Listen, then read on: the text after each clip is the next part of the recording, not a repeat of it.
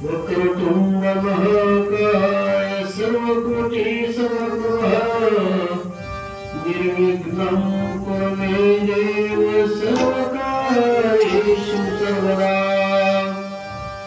ॐ भूर्भुवः स्वः तस्य विदुर्वरेण्यं भर्गो देवस्य धीमहि धियो यो नः प्रचोदयात्। सर्वमंगलमंगले शिवे सर्वार्थसाधिके शरण्ये त्र्यंबके गौरी नारायणि नमोस्तुते। ॐ स्वः तस्य विदुर्वरेण्यं भर्गो देवस्य धीमहि धियो यो नः प्रचोदयात्। सर्वमंगलमांगल्ये शिवे सर्वार्थसाधिके शरण्ये त्र्यंबके गौरी नारायणि नमोस्तुते। शिव शिव शंभो शंकर शिव शिव शंभो शंकर शिव शिव शंभो शंकर शिव शिव शंभो शंकर।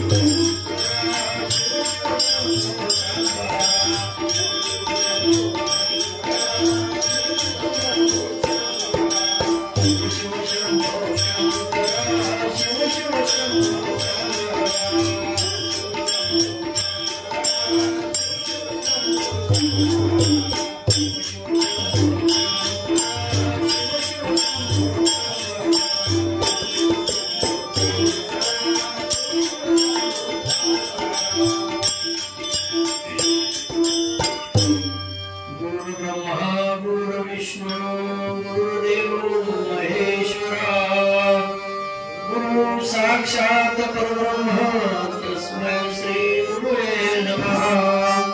पुंडलिकावध्यक्षर श्री ज्ञानदेव तुकाराम राधादास हनुमान समर्थ रत्नाकर महाराज की जय।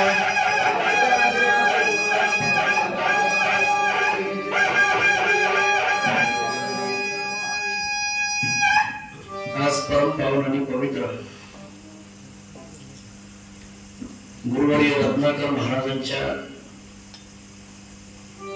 22व्या पुण्यतिथीच्या निमित्तानं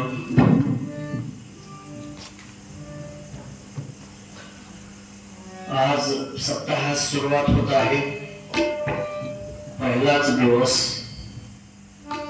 पहिल्या दिवसाची शिवपुराण कथा प्रारंभ होते। 5 दिवसाची शिवपुराण कथा आहे। परमात्मा परमेश्वराचं चिंतन, नामस्मरण, त्यांच्या गुणांचं वर्णन आणि यामधून होणारा बोध, जीवाला शांती निर्माण करणारा, जीवाचं परम कल्याण करणारा असा हा योग। या योगाचं भाग्य ज्यांना ज्यांना मिळेल ते भाग्यवान आहेत। त्यांच्या वाट्याला भरपूर असं पुण्य पदरात पडणार आहे। हा मोठा लाभ आहे। मनोभावे या सगळ्या कथेचं श्रवण करा, म्हणजे फलप्राप्ती आपणास निश्चितपणे होईल। काळ्या वाच्यामध्ये सर्व शुचिरभूत होऊन सर्वार्थानं मनपूर्वक ही शिवपुराण कथा श्रवण करा, म्हणजे जीवाचा उद्धार होईल।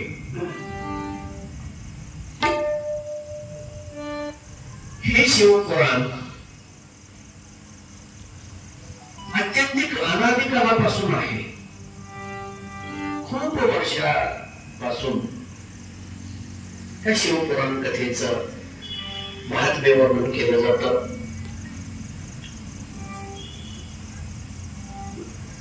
स्वतः भगवान शंकरांनी हे शिवपुराण ब्रह्मदेवाला सांगितलेलं आहे। ब्रह्मदेवापासून नंतर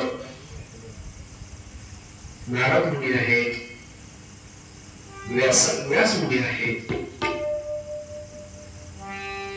अशा प्रकारे निरंतर हे शिवपुराण कथा ही चालत आलेली आहे।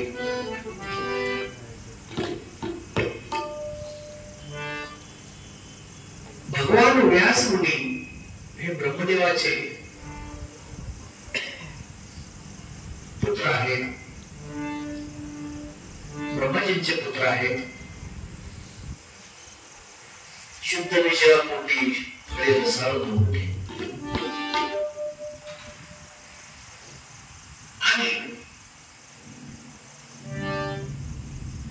या व्यास मुनींना अत्यंतिक तपश्चर्याचा छंद होता आणि म्हणून तपश्चर्या करण्यासाठी नदीवर जाऊन बसले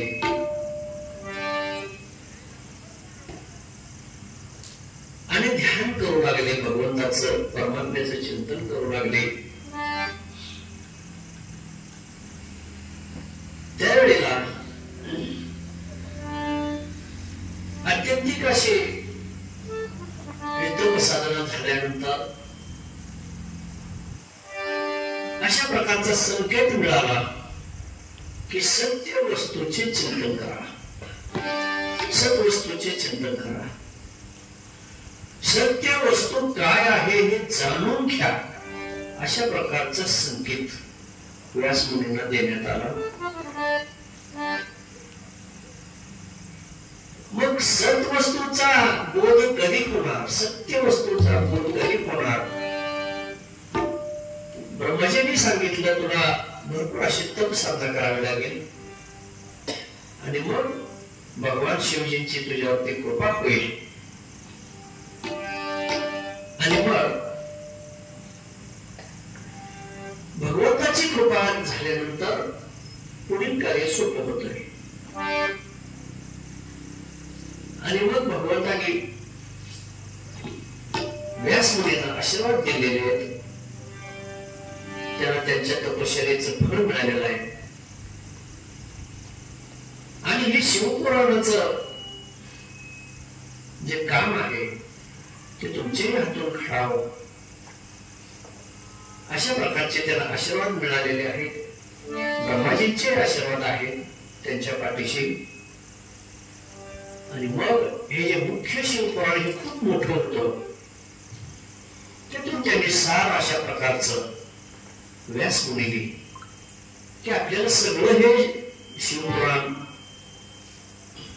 ते खूप मोठं आहे. अनादिकाली सुरुवातीच्या काळातलं भगवान शिवानी सांगितलेलं तितकं ते आपल्याला शक्य नाही. म्हणून आपल्या उद्धारासाठी त्याच्यातील श्लोक हे अत्यावश्यक असलेलं संग्रह करून त्यांनी कथांची मांडणी केलेली आहे.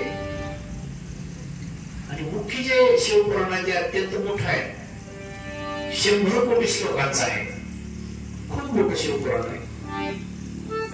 त्यातील 24,000 श्लोकांचं ते शॉर्ट मध्ये भगवान व्यास मुनींनी आपल्याला अत्यंत आवश्यक असलेला बोध त्याच्यामध्ये त्यांनी केलेला आहे. आणि मग हे लेखन करत असताना ते काही स्वतःच्या बुद्धीने होत नसते. करता करविता तो देवरान. आणि मग भगवंताच्याच आशीर्वादाने हे सगळे लेखन ते करून घेत असतात. असं हे अत्यंत महत्वपूर्ण असं जीवाच्या उद्धारासाठी असलेलं हे शिवपुराण की आपल्याला या शिवपुराणाच्या श्रवणामुळे जो प्रसाद मिळणार, पुण्यप्रद असा प्रसाद मिळणार, तो मोठा लाभ जीवाच्या उद्धारासाठी, जीवाचं कल्याण करणारा, परमगती देणारा असा बोध या शिवपुराणातून मिळतोय. म्हणून तो बोध ते रसामृत आपण घेण्याचा प्रयत्न करणार आहोत. ह्या कथा श्रवणामुळे जीवाचा उद्धार होतोय. नक्की काय होतोय तर पापाचा नाश होऊन त्या ठिकाणी आपल्याला पुण्य तर पदरात पडतंयच, परंतु या देहाची शुद्धी होते. काया वाचामध्ये सर्वार्थाने शुद्धी होते. आणि जी उद्धार गती आहे, परमगती आहे ती जीवाला प्रदान केली जाते. काय मिळते ह्या श्रवणानं? हे ऐकल्यामुळे काय मिळणार? अत्यंत महत्वाचं काय आहे? 2 गोष्टी. आपण जेवढी धडपड आपली आहे, तुमची असेल, माझी असेल, किंवा अनेक साधू संतांची, भक्तांची, शिष्यांची, हे जे परमार्थाचा आपला अट्टहास आहे तो कशासाठी आहे तर 2 गोष्टीची प्राप्तीसाठी. 2 गोष्टीच्या हे शिवपुराण कथा श्रवण करण्याचं जे फळ आहे ते 2 गोष्टीचं आहे. अत्यंत महत्वाच्या त्या 2 गोष्टी भोग आणि मोक्ष. 2 गोष्टी मिळणार. कथा श्रवणाने 2 गोष्टी प्राप्त होणार. श्रोत्यानं भोग प्राप्त होणार आणि मोक्ष प्राप्त होणार. भोग आणि मोक्ष. भोग हे प्रापंचिक भोग असतील, आध्यात्मिक असतील, प्रकारचे भोग आहेत जे तुमच्या इच्छा, आता तुम्हाला इच्छा काही एका बाबाची नसते, व्यक्ती तितक्या प्रवृत्ती अनेक प्रकारचे भोग आहेत, काय प्रपंच मधले असतील, काय परमार्था मधले असतील. थोडक्यात तुमच्या ज्या इच्छा असतात त्या परिपूर्ण होण्याचं, तो भोग तुम्हाला परिपूर्ण त्या भोगाचा लाभ मिळतो, ही एक गोष्ट तर आहेच आहे. पण त्या भोगापेक्षा सुद्धा अत्यंत महत्वाची गोष्ट कोणती, तर मोक्ष प्रदान करणारी. जीवाचा अंतिम ध्येय काय, मोक्ष मिळणं, आणि ती मोक्ष प्राप्ती जीवाला या श्रवणामुळे मिळते. थोडा आले सरकार लगेच देवत असले सरकार आले, आणि म्हणून भोग आणि मोक्ष या दोन गोष्टीच्या प्राप्तीसाठी हे श्रवण अत्यंत महत्वाचं आहे.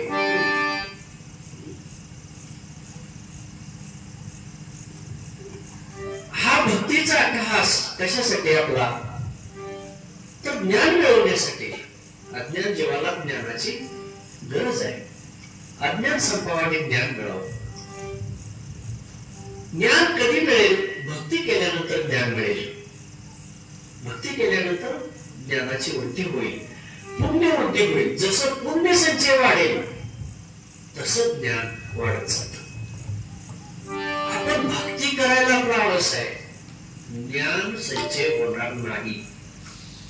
उदासीनता आहे, फार उदासीनता आहे. कलियुगामधील मानवाची अत्यंतिक उदासीनता आहे,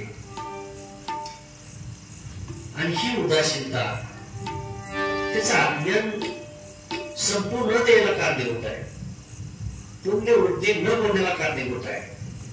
म्हणून ही उदासीनता टाळली पाहिजे, ही ज्ञानाची वृद्धी झाली पाहिजे. काय ज्ञान मिळवायचं, काय ज्ञान मिळणार, सर्व गोष्टी सांगितलेल्या आहेत शिवपुराणामध्ये. सर्व गोष्टी जन्मल्यापासून ते मरेपर्यंतच्या नव्हे, त्याच्या पुढच्या सगळ्या गोष्टी ह्या तर आहेतच आहेत. परंतु भगवंताशी निगडीत अशा ज्या गोष्टी आहेत, भक्तीशी निगडीत ज्या गोष्टी आहेत, त्या सुद्धा सर्व आपल्याला सांगण्यात आलेले आहेत या शिवपुराण कथेच्या माध्यमातून. भगवंत काय आहे, भगवंताचं स्वरूप काय आहे, हे कशासाठी आपण सेवा करतोय, भगवंताच्या प्राप्तीसाठी. त्या भगवंताची प्राप्ती आजवर झाली का कोणाला, आजवर म्हणतो मी, आजवर अनादिकालापासून. अनादिकालापासून म्हणजे कधी, सृष्टीच्या निर्मितीपासून. अनादिकाल म्हणजे कुठला, सृष्टीच्या निर्मितीपासूनचा. आता अनेक युग येत असतात, जात असतात, हजारो युग आतापर्यंत येऊन गेले, एकामागून एक, एकामागून एक. 4 युगाचा एक एक फेरा असतो, 4 युगाचा एक एक फेरा आहे, एक चक्र.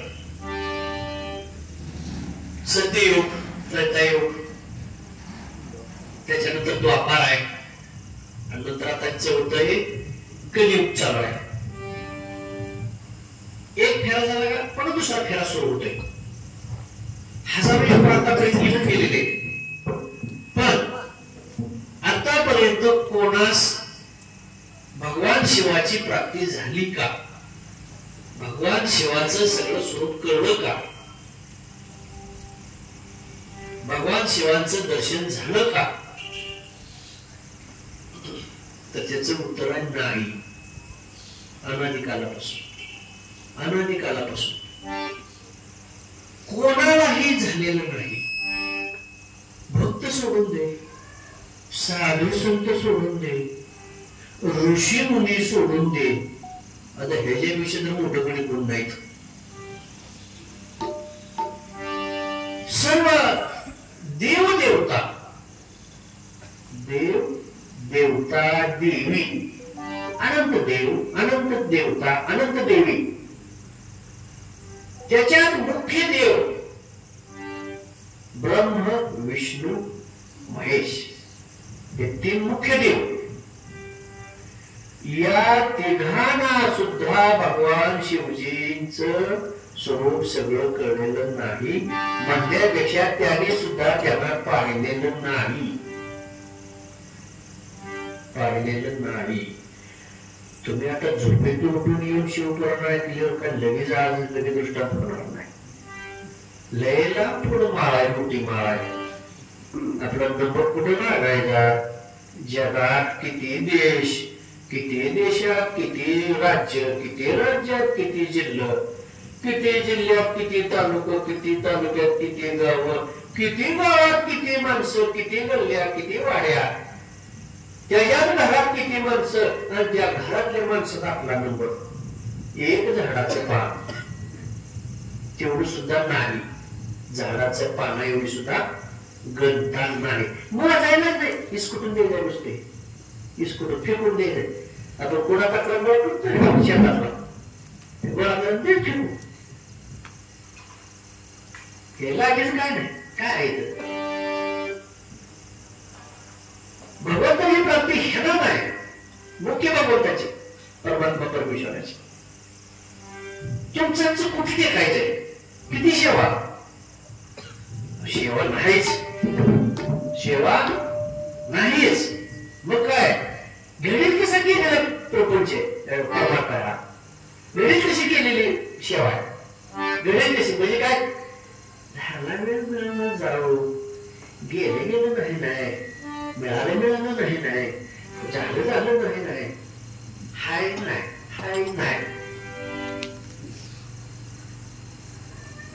नाही त्या गोष्टी सोप्या. खूप लोक असेल. आणि मग जिथं ब्रह्म विष्णू महेशांना भगवंताचं अस्तित्व समजू शकलेलं नाही, तिथं तुमची आमची बुद्धी किती चालणार? 10 कोसायचं 1 किलोमीटरच्या पुढे आपली बुद्धी चालत नाही. का चालणार बुद्धी आपली? एका मिनिटामध्ये किती विचार आपल्या डोक्यात येत असतील याची कल्पना आहे. किती विचार येत असतील एका मिनिटामध्ये? विचार आपल्या डोक्यामध्ये किती असतात? 24,000 विचार एका मिनिटात आपल्या डोक्यात येतात. 24,000. किती? ही शास्त्राने सांगितलेलं गणित आहे. एका मिनिटात 24,000 विचार आपल्या डोक्यात येऊन जातात. तुमच्या डोक्यात काय नाही येत नसेल, एवढं नाही येणार, तेवढे विचार करणार गणित नाही. 24,000 विचार नाही. पण ते काय काय झालं आहे ना? हाय आळस आलाय, चहा आहे का?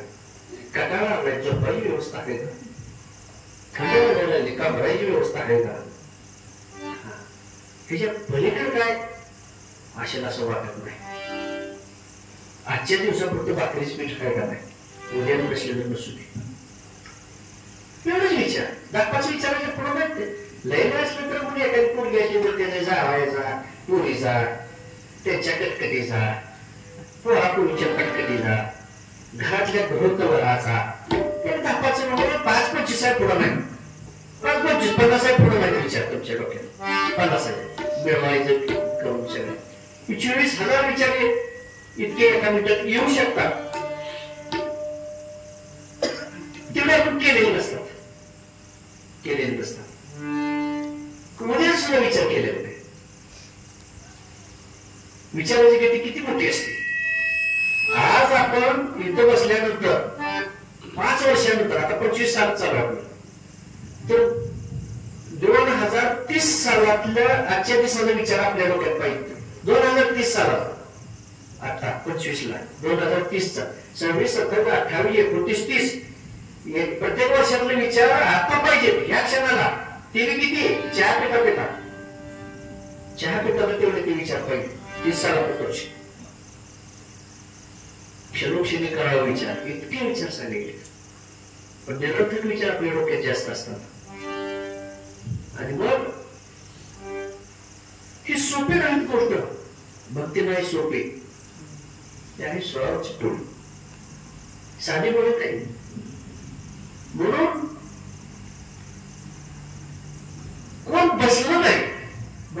शास्त्राचे पूर्ण ज्ञान झालं नाही म्हणून कोण बसला का नाही, सगळे तडफड चालू पिकू नाही तर ना पिकू, पण तडफड सगळी चालू पिकवायची. कोणाला कमी पिकेल, कोणाला जास्त पिकेल. एखाद्या साल कोणाला पिकणारच नाही, एखाद्या साली जास्त नफा येईल, पण पिकवायच बंद नाही. तोटा झाला म्हणून काय पिकवायच बंद नाही. चालू आहे तसं भगवंताची प्राप्ती मुख्य परमात्मा परमेश्वर झाले नाही अजून कोणाला, म्हणून काय प्रयत्न कोणी सोडला नाही. इतकं दुर्मिळ असं भगवंताचं कथा वर्णन हे शिवपुराणामधून आपल्याला श्रवण करायला मिळते. आणि म्हणून आपल्या ज्ञानाची कक्षा फार लहान आहे. तिथं ब्रह्मादिकाची मती खुंटली तिथं तुम्ही आधी काय गती लागणार. अशा परमात्मा परमेश्वर भगवान शिवाचं हे शिवपुराण आपल्याला श्रवण करायला मिळते. अत्यंतिक भाग्य आहे आपलं. प्रत्येकाने जो अट्टहास केलेला आहे तो अट्टहास अगदी पराकोटीचा केलेला आहे. आता सुरुवातीला काय होतं, सुरुवातीला की ज्यावेळी प्रलय काळ होतो, प्रलय काळ झाल्यानंतर नवीन युगाची सुरुवात होते, युग नवीन सुरुवात होत. आता प्रलय काळ म्हणजे नेमकं काय. आपण आता झोपल्यानंतर याला तुम्ही जेवण करून झोपला, सकाळी उठूस तर तुमचं प्रलय काळ जाईल. प्रलय जातो एक प्रकारचा, तो सुद्धा प्रलयच आहे. ते अवस्थेत तुम्हाला काय कळतंय का, 7 तास काय असतील, 8 तास असतील, 5 तास असतील. ते झोपलेल्या अवस्थेत काय कळतंय का नाही. जेव्हा तुम्ही जागृत होत आहे तिथून पुढचं कामकाजाला सुरुवात झाली. तो जो झोपल्यानंतरचा जे काही पिरियड आहे तो तेवढ्या काळाचा प्रलय जातो, तो तेवढ्या काळाचा प्रलय आहे. तसं नवीन युगाची सुरुवात, पहिले युग संपतं, दुसरं युग संपायचं म्हणजे सर्व संपतं, सगळ्या गोष्टीचा नाश होतो, पण नवीन सगळ्या गोष्टी निर्माण होतात प्रलयानंतर. सृष्टीच्या आरंभी काही नव्हतं, काही नव्हतं. मग काय नव्हतं म्हणजे होतो कोण, काय नव्हतं म्हणजे होतो कोण.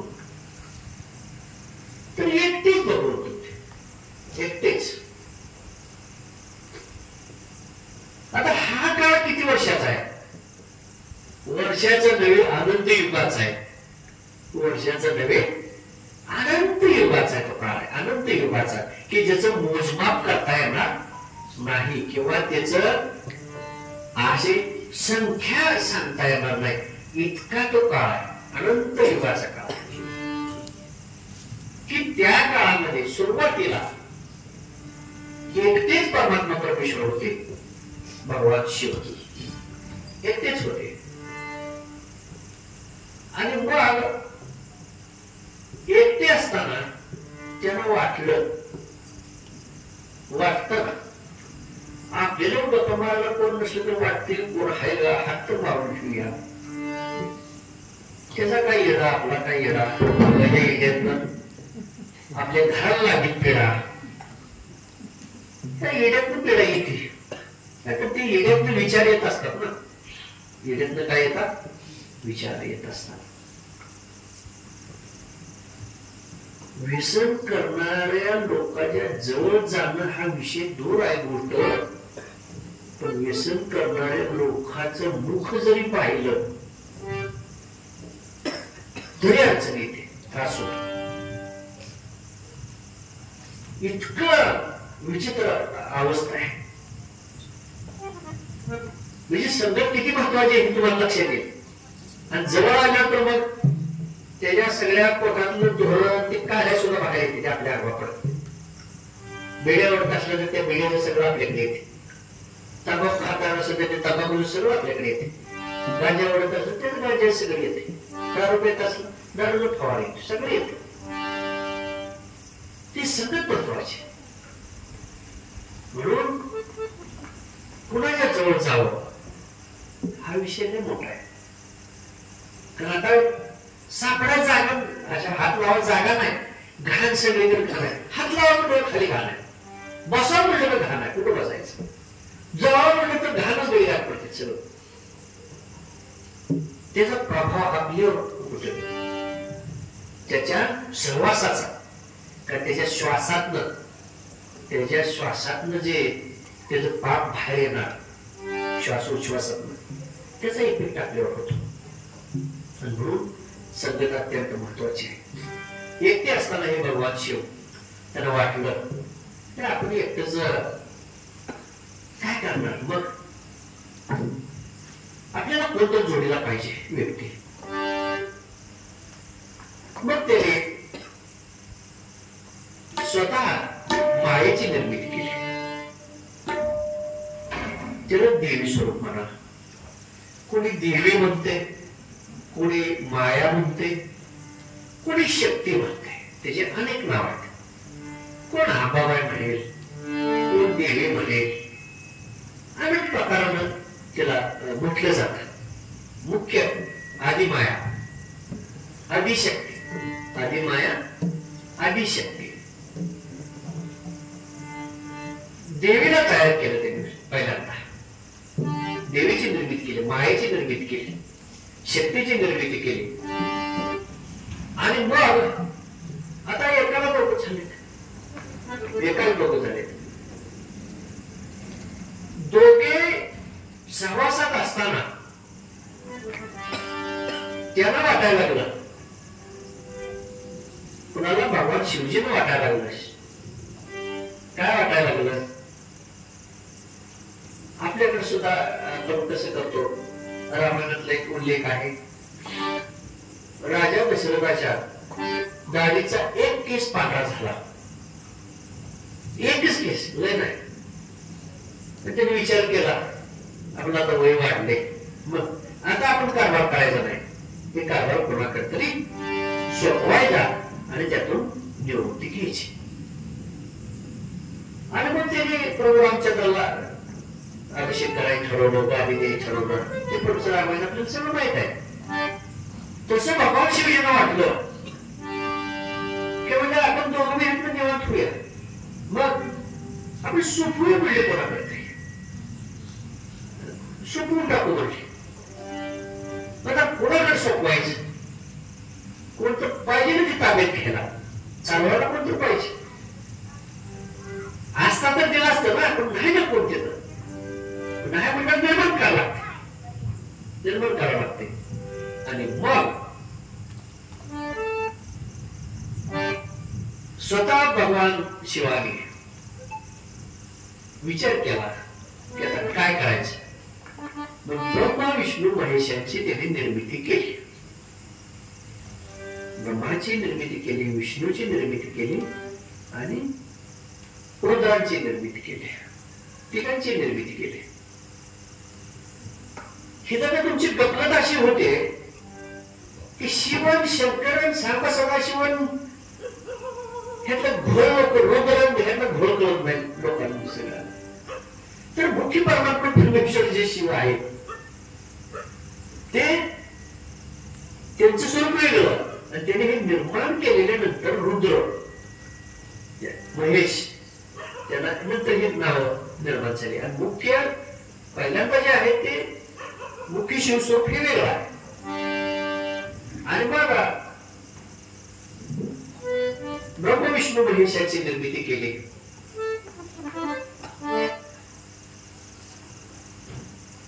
पहिल्यांदा भगवान विष्णूंची निर्मिती केली त्यांनी, ब्रह्माची केली आणि नंतर रुद्र. डाव्या बाजूतून एका देवतेची निर्मिती केली, उजव्या बाजूतून एका देवतेची निर्मिती केली. डाव्या बाजूतून ब्रह्माची निर्मिती केली, उजव्या बाजूतून विष्णूंची निर्मिती केली आणि हृदयापासून महेशाची म्हणजे रुद्रांची निर्मिती झाली. ब्रह्मा विष्णू महेश यांची निर्मिती झाली. आता ही निर्मिती करताना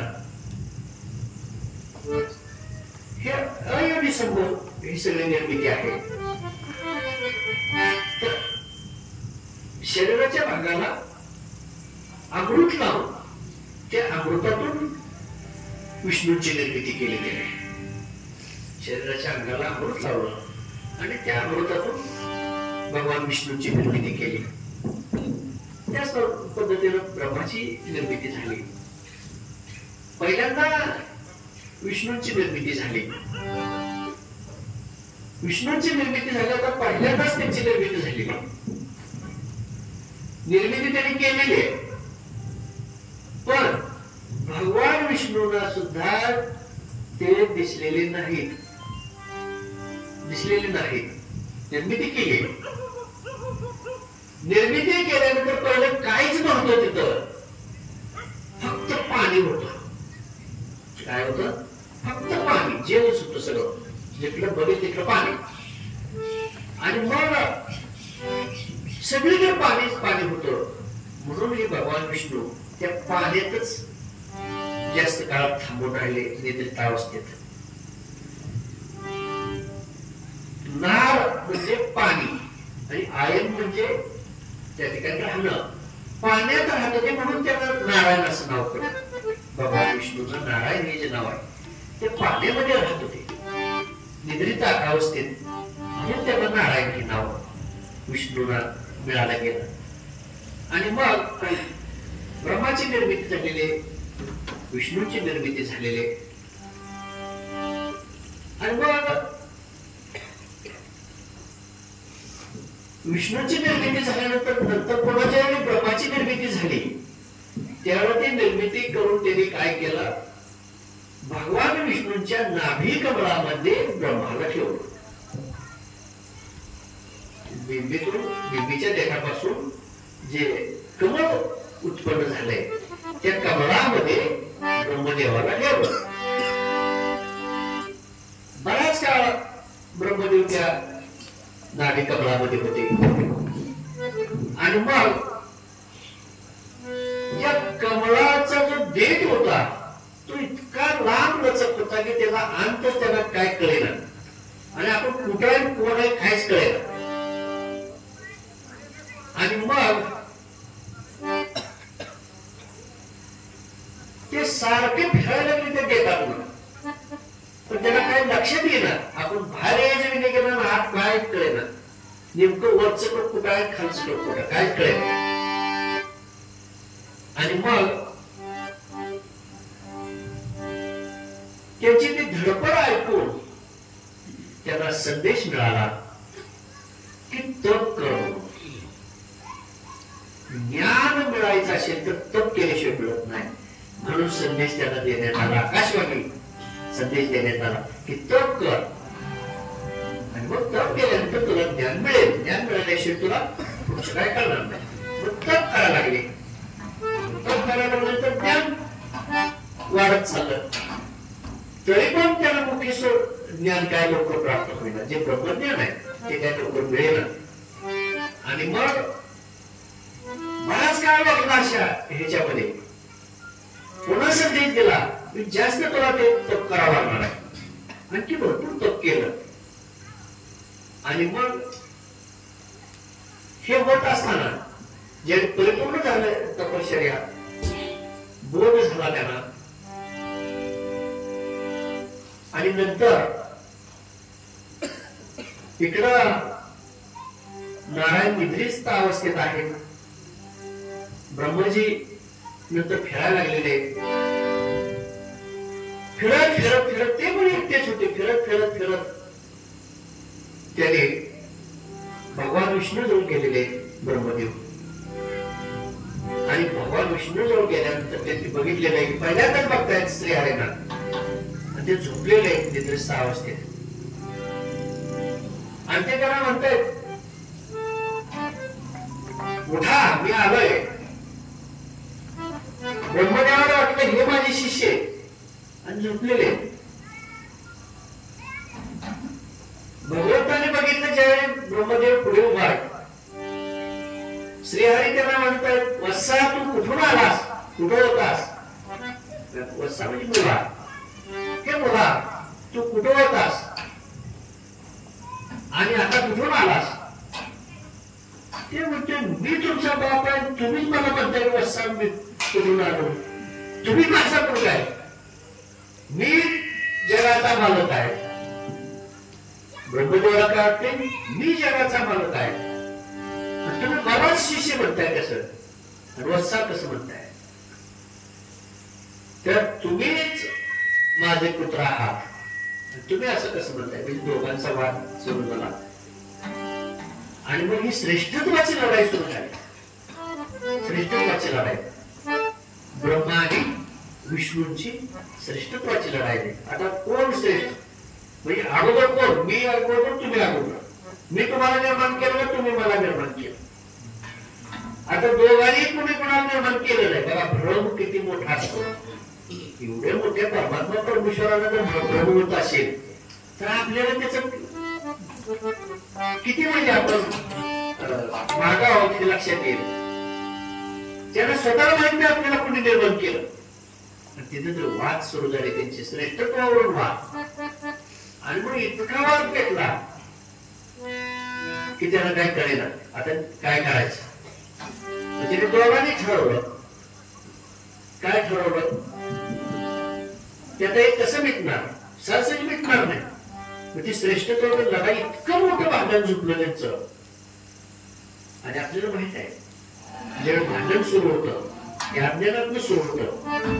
अज्ञान आलं कारण विचार मावळला जातो आणि तिथं रागात रूपांतर होतं. एकमेकाला कोण काय बोलतोय, कोण काय मारहाण करतोय हे सुद्धा कळत नाही. कारण तिथे विवेक नष्ट झालेला असतो. अहंकारामुळे विवेक नष्ट झालेला असतो. दोघांचं युद्ध सुरू झालं, ब्रह्मा आणि विष्णूचं. खूप मोठं युद्ध सुरू झालं बघा. श्रेष्ठत्वावरून युद्ध. आता तर कशाचे युद्ध आहे, श्रेष्ठत्वावरून युद्ध आहे. गादीवरूनच भांडण आहे, संपत्तीवरूनच भांडण आहे. म्हणजे श्रेष्ठत्वाच आहे ना. तसं ते दोघांची श्रेष्ठत्वाची लढाई सुरू झाली. घनघोर युद्ध सुरू झालं, घनघोर. म्हणजे दोघांचं खूप मोठं युद्ध चालू झालं. आता हे सगळे गोष्ट परमात्मा परमेश्वर पाहत आहे. ह्याच कशी लढाई सुरू झाली, कशासाठी सुरू झाली. आता आपण काय करतो ते भगवंताला माहित नसणार, सगळं त्याला माहित आहे. जेव्हा ते मोठं सगळं युद्ध त्यांचं चालू झालेलं पाहिल्यानंतर स्वतः त्या ठिकाणी भगवंतांनी विचार केला की आता ही भांडणीचं मिटवलं पाहिजे. दोघांच्या मध्ये एक सुवर्ण स्तंभ त्या ठिकाणी तयार झाला. सोन्याचा खांब, अत्यंत मोठा सोन्याचा खांब दोघांच्या मध्ये येऊन उभा राहिला. उगल पावला, कुठलं उगल पावला कळला नाही, कुठे कुठे आहे लांब काय कळेना. एक मोठा असा सुवर्ण खांब त्या ठिकाणी निर्माण झाला. त्याला इतका प्रकाश होता, एवढा दिव्य प्रकाश होता की दोघांची डोळे तिथून गेली, ब्रह्मा विष्णूची. आणि मग हे भांडण बाजूला राहिलं, युद्ध बाजूला राहिलं. त्या खांबाकडेच बघत बसले. काय म्हणजे कधीच बघितलं नाही असा खांब, कधी बघितला नाही असं तेज कधी बघितलं नाही. म्हणजे काय आहे की कुठली सुरुवात झाली, खाली मी कळेना कुठेपर्यंत लांब आहे आणि वर मी कळेना कुठेपर्यंत लांब आहे. मग आता म्हणजे भांडण आपलं मिटते. आता कसं म्हणजे दोघं दोन बाजूला जायचं, एक जण खालच्या बाजूला जायचं, एक जण वरच्या बाजूला जायचं. आणि मग जो सगळ्यात आधी त्याचा शोध घेऊन येईल, वरच्यानं गेला वर कुठे शेवट झालाय का नाही, ती शेवट बघायला खाली येईल. खालच्यानं खाली गेला, जो खाली जाणार आहे त्यानं खाली कुठं अंतर झालाय त्या खांबाला बघायचं, मागे येईल. सगळ्यात अगोदर कोणी येईल ती श्रेष्ठ आहे. आधी शोध कोणाला लागतो. अशा पद्धतीनं दोघांनी ते ठरवलं. वरच्या दिशेनं ऊर्ध्वगतीनं ब्रह्मदेव गेले शोध घेण्यासाठी. ते हंसावर बसून गेले. हंसावरती बसून ब्रह्मदेवानी ऊर्ध्वगतीनं गमन केलं, वरच्या बाजूला गेले. आणि भगवान विष्णू वराह रूपाच्या वरती आरूढ होऊन खालच्या दिशेला खाली कुठेपर्यंत आणता आहे त्या स्तंभाला पाहण्यासाठी ते पण खाली गेले. असं दोघांचं ते सुरू झालं. आणि मग ते काय 1-2 दिवसात काही अंतर लागणार आहे का, त्याचा काही शोध लागणार आहे का? तर ते परमात्मा परमेश्वराने निर्माण केलेलं त्यांचा एक अंशाचं स्वरूप होतं. स्वतः परमात्मा परमेश्वराचं दिव्य स्वरूपाचं ते तेज प्रगट झालेलं होतं. आणि त्या तेजाचा काय अंत लागत नव्हता. किती मोठं ते, खूप खूप मोठं द्यायची. आणि मग ब्रह्मदेव इतक्या लांबपर्यंत गेले वर स्वर्गामध्ये. आता स्वर्ग नाही, एक नाही स्वर्ग, एक स्वर्ग नाही, अनंत स्वर्ग आहे वर. 21व्या स्वर्गापर्यंत पोचले. तिथल्या 21व्या स्वर्गापर्यंत गेले तरी त्याचा काय अंत लागेल. त्या खांबाला खांब कुठं संपतो अजून हाय वर. 21 स्वर्गापर्यंत गेली पण अजून त्याचा अंत नाही, वरच आहे. म्हणजे काय आपण रात्री नाही सगळं बघूच तर करूच तर. मग खांब म्हणली आता मग तुला एवढं पडतं घातलं तिथे कुठं हाती लागायला तयार नाही. वर अजून किती स्वर्ग आहे, काय करायला मार. मग काहीतरी मार्ग काढूया, काहीतरी हुशारी करायला ती हुशार. तसं ब्रह्मदेव आपण काय कळायला खाली गेला म्हणून आपण थोडी हुशारी करू म्हणा, काय बिघडायची गोष्ट. आणखी थोडा शोध घेऊन हुशारी करू. नेमकं त्याला दृष्टीला केतकीचं बोट लागलं. त्या ठिकाणी केतकी दिसली आणि ते केतकीचा ते रूप दिसल्यानंतर त्या केतकीच्या रूपाला त्यांनी विचारलं, म्हणजे तुमचं काय करतेस म्हणले. म्हणजे तुम्ही कशाला आलाय.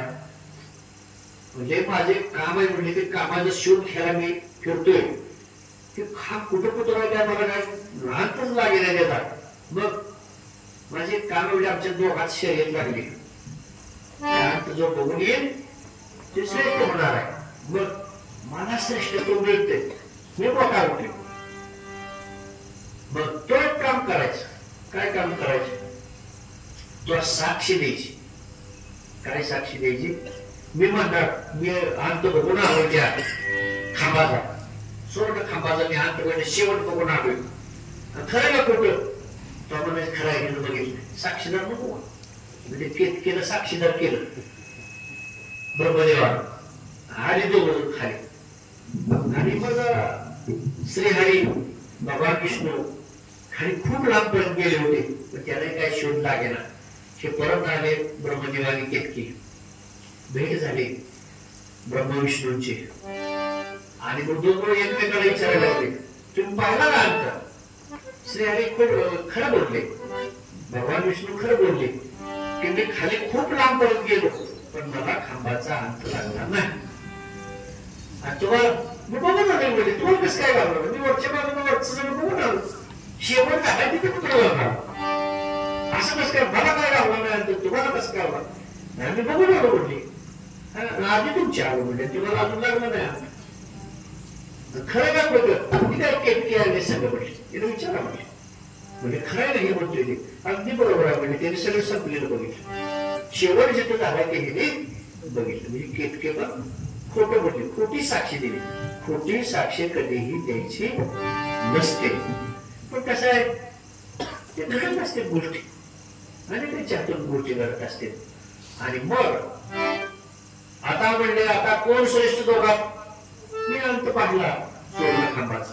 बरोबर ते म्हणतात मी आधी आले तुमच्यात आणि तुम्हाला तर अजून सापडलं मी श्रेष्ठ तुमच्यापेक्षा. म्हणजे काय हरकत नाही म्हणजे तुम्ही श्रेष्ठ. जे सत्य मार्गाने चालणारे माणसं असतील त्याला काय लागत नसत, काय लागत नसत. कुठल्याच गोष्टीची निष्काम भावना त्याला म्हणायचं. निष्काम भावनेने केलेली सेवा ही फळाला जाते. त्यामुळं तुम्ही श्रेष्ठ आहे म्हणजे काय हरकत नाही. तुम्ही आतापासून माझे आराध्य झाला, तुम्ही श्रेष्ठ माझ्यापेक्षा. असं त्यांचं बोलणं चालत ब्रह्मा आणि विष्णूंचं हे सगळं बघितलं कोणी, भगवान शिवानी. शिवजीने हे सगळं बघितलं आणि हे ब्रह्मदेवाने कपट केलेलं आहे. हे कपट बुद्धीनं हा नंबर मिळवलेला आहे आणि स्वतःचं श्रेष्ठत्व गाजवायला लागलेलं आहे. ही गोष्ट देवाला रुचली नाही आणि स्वतः त्या ठिकाणी भगवंताने त्या ठिकाणी सगुण स्वरूपामध्ये एक स्वरूप धारण करून त्या ठिकाणी आले आणि ब्रह्मदेवाला सांगितलं की म्हणजे तुम्ही खोटं बोलताय. आवाज यायला लागला कोणा, तुम्ही खोटे बोलत आहात. स्वतः भगवंत त्या ठिकाणी आल्यानंतर त्याला आनंद येता येतात. स्वतः जाण्याची काही गरज नसते. रूपामध्ये ते जाऊन दर्शन देऊ शकतात, सगुणीय होतात, अनंत रूप घेता येतात. आणि मग भगवंतांनी ब्रह्माला सांगितलं, ब्रह्मदेवा तुम्ही खोटे बोलत आहात, कपट करत आहात आणि कपट करून तुम्ही श्रेष्ठ लोक का मिळावा लागलेला आहे. म्हणून भगवंताला अत्यंतिक राग आला. किती राग आला. भगवान शंकरांना राग आल्यानंतर त्यांचा तिसरा डोळा बोलतो. आहे तिसरा डोळा, यांना तिसरा डोळा आहेच. 3 डोळे भगवान शंकरांना, 3 डोळे, एक डाव्या बाजूला, एक उजव्या बाजूला आणि एक मध्यभागी, असे 3 डोळे आहेत. एक डोळा सूर्य, एक डोळा चंद्र, एक डोळा सूर्य आहे, एक डोळा चंद्र आहे आणि मध्यभागी अग्नी आहे. तिसरा डोळा जो आहे तो अग्नी आहे. आता तिसऱ्या डोळ्यातून त्या अग्नीच्या डोळा बाहेर निघणार. राग आल्यानंतर अग्नीच्या डोळा बाहेर निघणार. अत्यंतिक राग आला, कोप झाला भगवान शिवजींचा आणि त्यांना अत्यंतिक राग आल्यामुळं त्या तिसऱ्या डोळ्यातून अग्नी स्वरूपातून काळ भैरवाचा जन्म झाला. काळ भैरवाची निर्मिती झाली तिसऱ्या डोळ्यातून, अग्नीतून. आणि स्वतः काळ भैरव प्रगट झाले. काळ भैरव प्रगट झाल्यानंतर त्यांनी सांगितलं, काय सेवा करून द्या, काय करून द्या मी सांगा. आणि मग म्हणले, हे कपट केलेलं आहे ब्रह्मदेवाने, कपट बुद्धीने श्रेष्ठत्व मिळवण्याचा प्रयत्न केलेला आहे, हे चुकीचा पायटा पडेल असा. मग त्याला शिक्षा झाली पाहिजे, म्हणून तू जाऊन त्याला शिक्षा कर. काळ भैरव ते स्वतः अग्नीच्या स्वरूपातून भगवान शंकराच्या नेत्रातून प्रगट झालेले तात्काळ त्या ठिकाणी गेलेले आहेत आणि ब्रह्मदेवाचं 5वं मुंडकं उडवलेलं आहे. 5 मुंडके, 5 होते, 5 शिर होते ब्रह्माना, ब्रह्मदेवाला. त्यातलं 5वं मुंडकं काळ भैरवाने उडवलेलं आहे. 4च त्या ठिकाणी राहिले. आणि मग अत्यंतिक दुःख करू लागले ब्रह्मदेव. कारण कोप मोठा कोप होता ना, ते आता कोण वाचवणार. आणि अत्यंत दयनीय अवस्था झालेली ब्रह्मदेवाची. आणि त्यांना सांगितलेलं आहे, तुम्ही जे कपट केलेलं आहे, खोट्या बुद्धीनं, कपट बुद्धीनं हे जे तुम्ही वागलाय, ह्याचं शासन तुम्हाला मिळणार. 5वं मुंडकं तर उडवलेलं आहेच आहे, पण इथून पुढे तुमचा कुठेही स्थान, म्हणजे असे मंदिर शिखर तुमची कुठेही होणार नाही. कुठल्याही स्थानावर तुमचा उत्सव जत्रा असं कोण करणार नाही. हे सगळं त्याला शापच दिला ब्रह्मदेवाला, की तुमची कीर्ती कुठं होणार नाही, तुमचा उत्सव होणार नाही, कुठेही तुमचं स्थान नसणार. अशा पद्धतीचा शाप त्या ठिकाणी दिलेला शिवजीने. अत्यंतिक दुःख झालेले ब्रह्मदेवाला. आणि ज्या केतकीनं साक्षी दिलेली होती खोटी, त्याला पण शाप दिला आहे भगवंताने, की माझ्या पूजेच्या साहित्यातून तुझी हकालपट्टी, तू मला चालणार नाही, तुझं स्थान बाजूला, माझ्या पूजेमध्ये तुला स्वीकारणार नाही, असा केतकीला पण शाप दिला. आता दोघे गाया करायला लागले, आमचं चुकले, आमचं चुकले, काहीतरी शाप द्या, काहीतरी हे करा. आणि मग ब्रह्मदेवानं सांगितलं, आता काय जर 5वं मुंडकं उडलेलं म्हटलं, आता काय तुम्हाला ते बसवण्यात येणार नाही.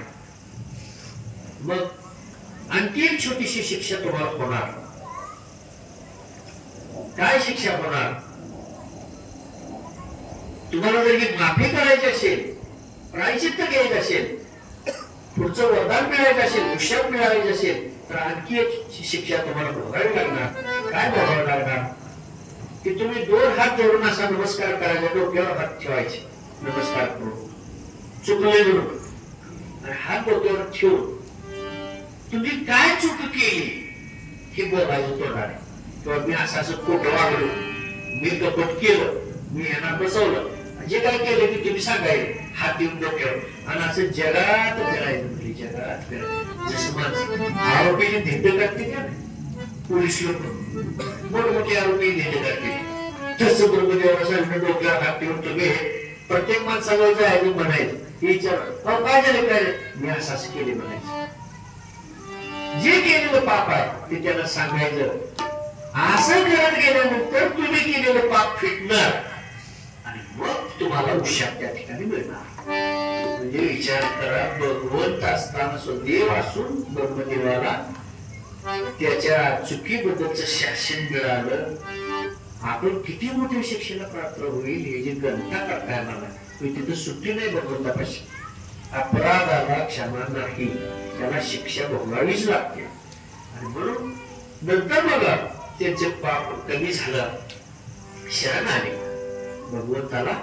भगवान शिवजीनं शरण आले ब्रह्मदेव आणि मग त्याने उशाप परत दिला की म्हणजे ठीक आहे असं ते झालं, पण जे शाप दिलेला आहे तो तसाच राहणार. उशाप एकच राहील, ती विधी वगैरे करताना तुमचं नामस्मरण केलं जाईल. त्या ठिकाणी तुम्हाला मान मिळेल, पुरोहित म्हणून त्या ठिकाणी तुम्हाला मान मिळेल. म्हणजे यज्ञविधीच्या वेळेला जी संपन्नता आहे ती तुमच्यामुळे होईल, त्या ठिकाणी तुम्हाला मान मिळेल. अशा पद्धतीनं त्याला सांगितलं आणि कितकीला सांगितलं की तू आमच्या पूजेच्या ह्याच्यात काय तुला समाविष्ट केलं जाणार नाही, तुझा त्याग होईल, पण बाकीचे जे देवदेवता आहेत त्यांना ते चालेल, म्हणजे त्यांच्या पूजेच्या ठिकाणी तुला ती सेवा राहील का अडचण नाही. अशा पद्धतीनं त्या दोघांनाही उशाप मिळाला. आणि श्रीहरीला भगवंताला विष्णूला त्यांच्या कार्याबद्दल समाधान वाटलं, सत्यवचनाबद्दल. आणि म्हणून ह्या दोघांमधला कार्य चालवणारा कोणता आता लक्षात आलं बघा. 4-5 मुलं जर असतील एखाद्याला तर ते निरीक्षण करत असतील, ह्या 4-5 मध्ये कोणता मुलगा आपलं कार्य करणारा आहे, आपला प्रपंच सांभाळणारा कोण आहे की ज्याच्यावरती भार द्यायचा आहे, त्याची निवड ते करत असते 4-5 मधलं. तसे ह्या दोघांमधलं भगवंताने विचार केला की श्रीहरी सत्य स्वरूप आहेत, सत्यवचने आहेत, म्हणून हे कार्य चालवू शकतील. म्हणून सगळी कार्याची जबाबदारी पुढचं चालवण्याची भगवान विष्णूवरती देण्याचं भगवंताने ठरवलं. आणि मग भगवान विष्णूंना त्यांनी कैलासावरती बोलवलं आणि त्या ठिकाणी स्नान वगैरे घातलं, आभूषण घातली, मुकुट डोक्यावरती घातले गेले आणि त्या ठिकाणी त्यांचा अभिषेक केलेला आहे श्रीहरींचा की पूर्ण ह्या जगताची जबाबदारी पालन पोषणाची तुमच्यावरती देण्यात येते. हे सगळं कामकाज तुम्हीच बघायचं, माझं स्वरूप तुम्ही आहे, तुम्हालाच पूर्ण अधिकार या ठिकाणी राहणार आहे सगळ्या गोष्टीचा. आणि म्हणून हे सगळं कार्य तुम्ही करायचं आहे असं भगवान श्रीहरींना ते अभिषेक करून पूर्ण शक्ती, पूर्णत्वाची ताकद भगवंताने त्या ठिकाणी दिलेली आहे. आणि सगळ्या जगाचा सांभाळ करण्याची जबाबदारी विष्णूवरती त्या ठिकाणी त्यांनी देण्यात आलेली आहे. आणि इथून पुढं तुम्ही जे 3 जण आहात, ब्रह्माला सांगितलं तुम्ही सृष्टी निर्मितीचं कार्य करा, भगवान विष्णूला सांगितलं तुम्ही पालन पोषणाचं कार्य करा, आणि रुद्र जो त्याच्या हृदयातून निघालेला आहे, तिसरं स्वरूप आहे रुद्राचं, अग्नीच्या स्वरूपातूनच निर्मिती झालेली रुद्राची, आणि ते हृदयातूनच त्याचं पूर्ण शक्ती आहे. त्या ब्रह्म विष्णू महेश त्या तिघावरती जबाबदारी सोपवलेली आहे. महेशावरती म्हणजे रुद्रावरती संहार करण्याची, जिथं अडचण येईल तिथे तुम्ही संहार करा अशी प्रत्येकाला जबाबदारी वाटून देण्यात आलेली आहे. आणि हे जबाबदारी वाटून देत असताना त्याला मदत म्हणून त्या ठिकाणी ब्रह्मदेवाला सांगितलं तुम्ही सरस्वतीच्या मदतीनं हे पुढचं कार्य, वाग्देवीच्या मदतीनं हे पुढचं कार्य सृष्टी निर्मितीचं करा. श्रीहरीला सांगितलं तुम्ही लक्ष्मीच्या मदतीनं त्या ठिकाणी तुम्ही हे सगळी जबाबदारी कार्य पूर्ण करा. आणि रुद्रांचा जो अवतार आहे त्यामध्ये त्यांच्या बरोबर त्या ठिकाणी देवीला घेऊन अंबिका देवीला घेऊन रुद्राने कार्य करावं असं प्रत्येकाला ज्याचं त्याचं कार्य त्या ठिकाणी करण्यासाठी सांगितलेलं आहे. आणि आता तिघांचेही कार्य त्या ठिकाणी सुरू झालेलं आहे. आता तिघांचं कार्य सुरू झाल्यानंतर सृष्टी निर्मितीला सुरुवात झालेली आहे. प्रत्येकाचं आपापलं कार्य सुरू झालेलं आहे. अशा पद्धतीने आता ब्रह्म विष्णू महेशांची निर्मिती झालेली आहे. आणि ही निर्मिती झाल्यानंतर प्रत्येकाचं कार्याला त्या ठिकाणी सुरुवात झालेली आहे. आता ही निर्मिती आपल्याला लक्षात आलेली आहे कशा पद्धतीनं झाली किंवा काय. त्यांच्यापासून पुन्हा त्यांचं कार्य प्रत्येकाचं हे आपापल्यापर्यंत त्या ठिकाणी भगवंताच्या आदेशानं आणि शक्तीनं त्या ठिकाणी निर्माण झालेला आहे किंवा त्यांनी पूर्ण केलेला आहे. आणि ह्या शिवपुराण कथेमध्ये हे शिवपुराण श्रवणाचं महत्व जसं सांगितलंय आणि भगवंताच्या उत्पत्तीबद्दल ब्रह्मविष्णूच्या उत्पत्तीबद्दलच हे विवरण त्या ठिकाणी सांगितलेलं आहे. आणि अशा अनेक कथा या शिवपुराणामध्ये आहेत. त्याचा आपण थोडासा मागोवा घेऊ. नमः शिवाय, ओम नमः शिवाय.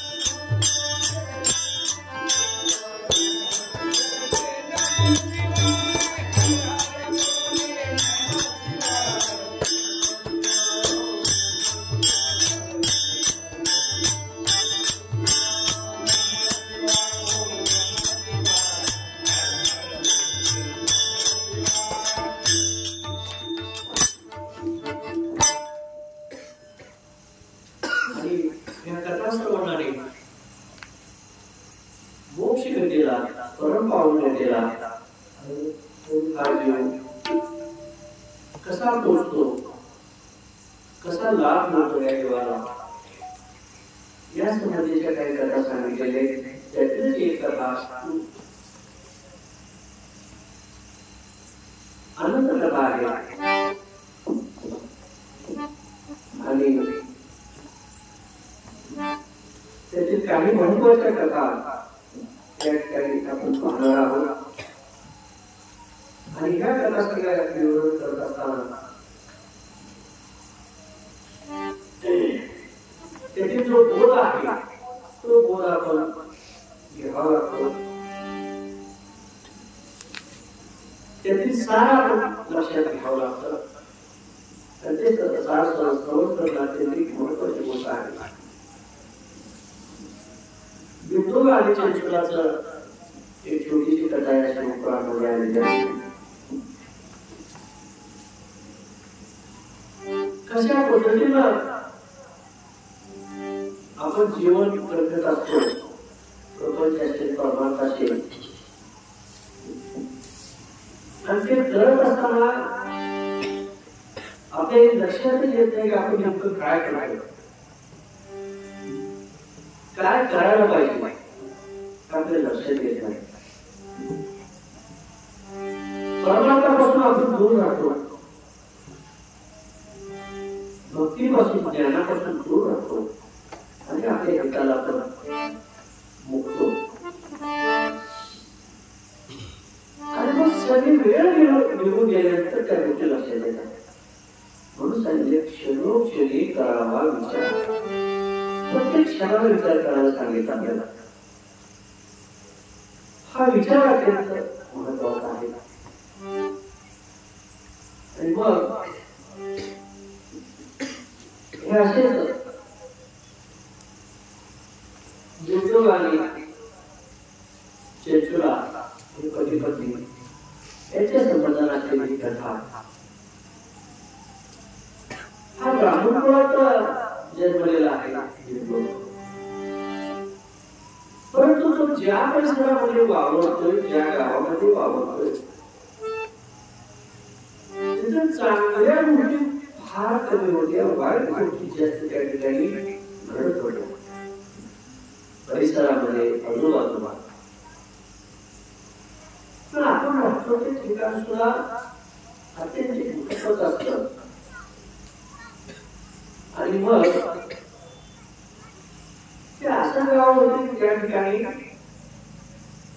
अत्यंत वाईट गोष्टी महापाप करणारे त्या ठिकाणचे लोक सगळं त्याच्या अत्यंत वाईट गोष्टी घडायच्या तसं या बिंदूच्या हातून सुद्धा अनेक वाईट गोष्टी घडत होत्या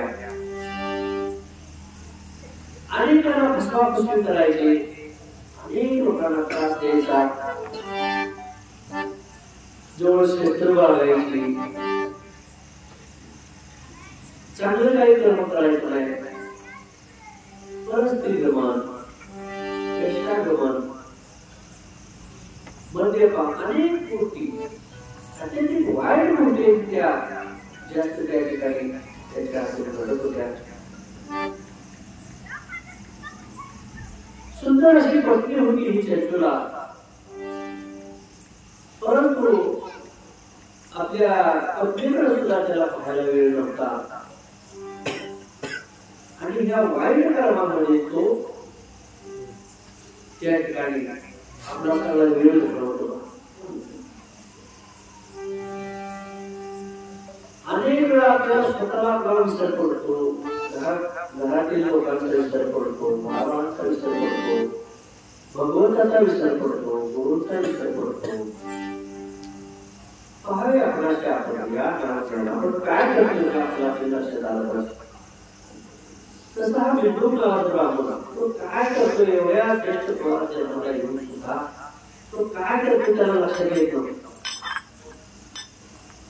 आणि अत्यंत वाईट अशी पाप होते सांगून घडत होते आणि मग ही पाप सगळी घडत असताना आयुष्य काय आपल्यासाठी थांबत नाही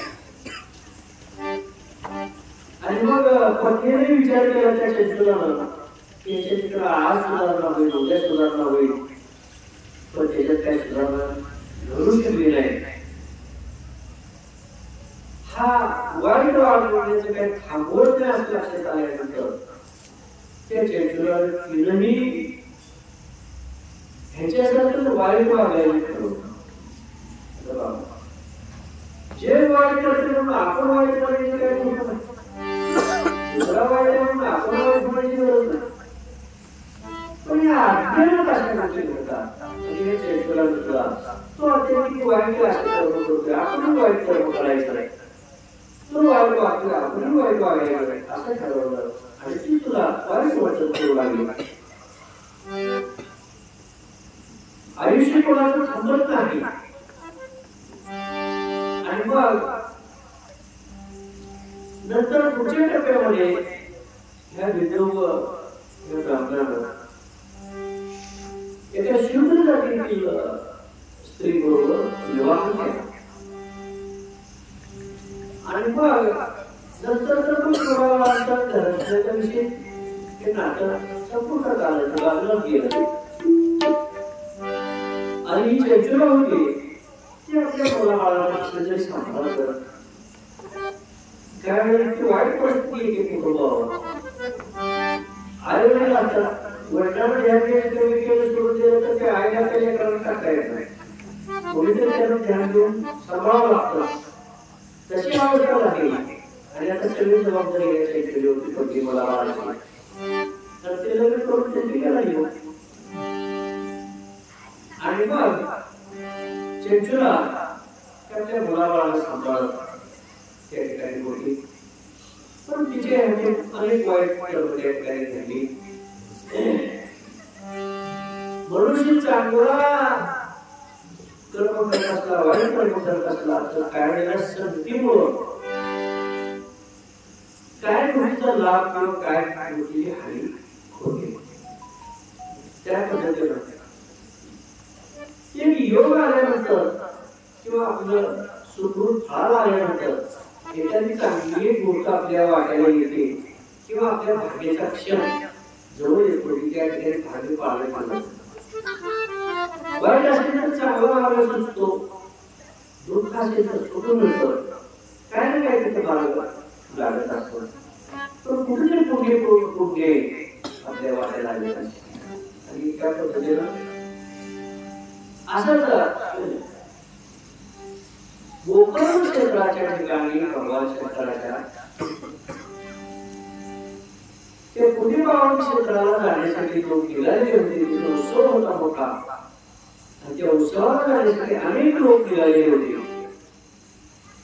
बऱ्याच वेळेला असं घडतं सेवा केवढी नाही आम्ही चालले देवाला तुम्ही येता का असं म्हटलं काही जण असतात त्या पद्धतीनं अनेक लोक त्या गोकर्ण क्षेत्राला चालली होती यात्रेसाठी भगवंताच्या सेवेसाठी पुण्य कर्म करण्यासाठी आणि तो यात्रा उत्सव पाहण्यासाठी चाललेले होते आणि मग गेला महिना तुम्ही येता का आमच्या बरोबर आम्ही चाललोय आणि तिथे होकार दिला आणि बाकीच्या माणसात सगळे त्या गोकर्ण क्षेत्राला त्या ठिकाणी वारी करण्यासाठी ते उत्सव बघण्यासाठी त्या ठिकाणी जाण्याचं ठरवलं सगळेजण त्या ठिकाणी गोकर्ण क्षेत्राच्या ठिकाणी भेटायला गेलेले आहेत त्या ठिकाणी मोठा उत्सव असतो वेगवेगळे दुकान असतात वेगवेगळ्या प्रकारचे त्या ठिकाणी व्यवसाय करणारी माणसं असतात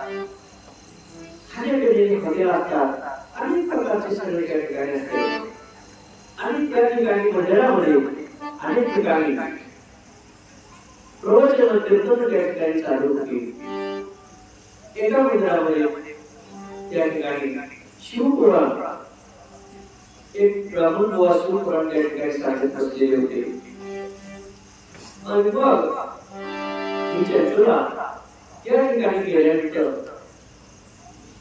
त्यानं ते शिवपुराण ऐकायला सुरुवात केली थोडा आपण ऐकून जावं असं म्हणून त्या ठिकाणी थांबलेले ब्राह्मण बुवा त्या ठिकाणी चांगल्या पद्धतीने शिवपुराण सांगत होते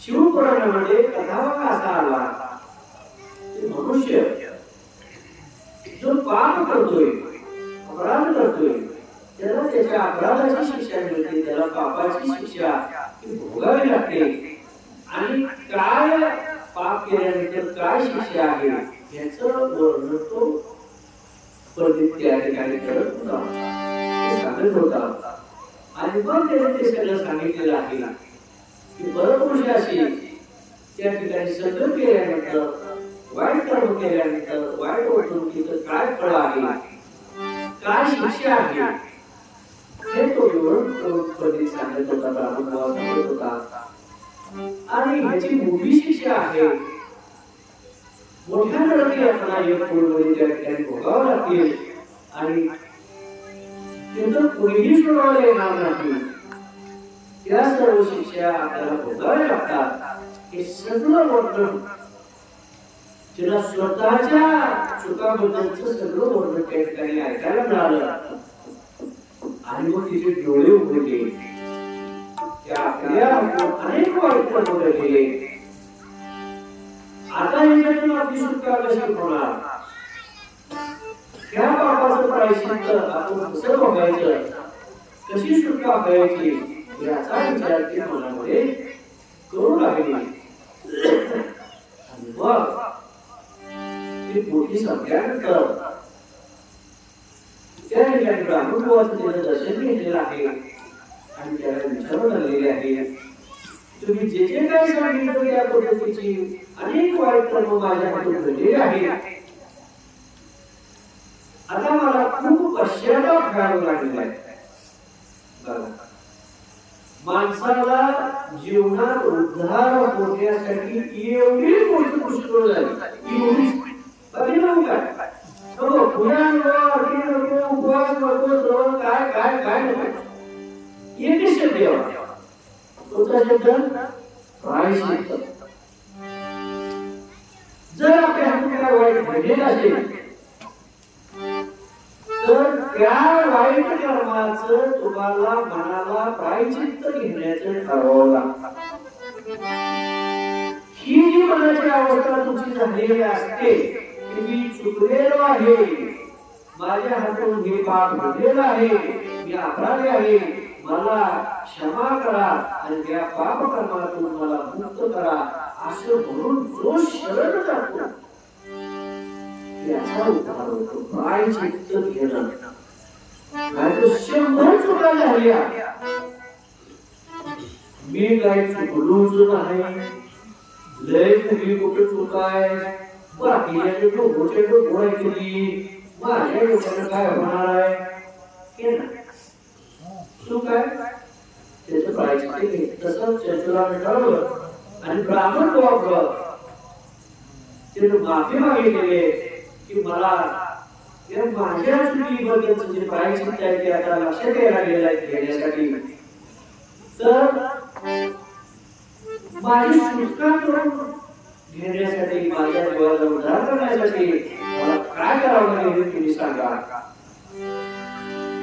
त्यांनी सांगितलं, पण ही चांगली गोष्ट झाली, तुझ्या लक्षात आलं, तू प्रायश्चित्त मागायला गेली.